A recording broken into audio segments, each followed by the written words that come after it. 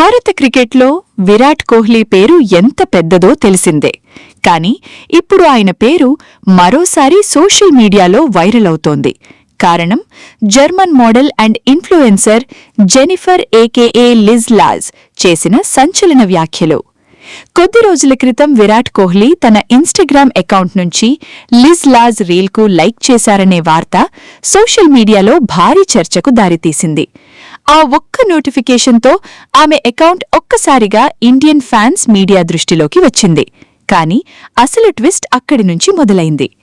తాజా ఇంటర్వ్యూలో లిజ్ లాజ్ చెప్పిన మాటలు ఇప్పుడు పెద్ద డిబేట్గా మారాయి.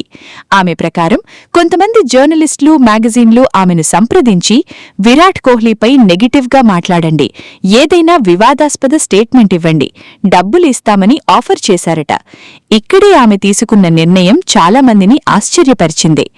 డబ్బుల కోసం ఎవరి ప్రతిష్టను దెబ్బతీయను, కోహ్లీ నా ఫేవరెట్ క్రికెటర్లలో ఒకడు అని లిజ్ లాజ్ క్లియర్గా చెప్పింది.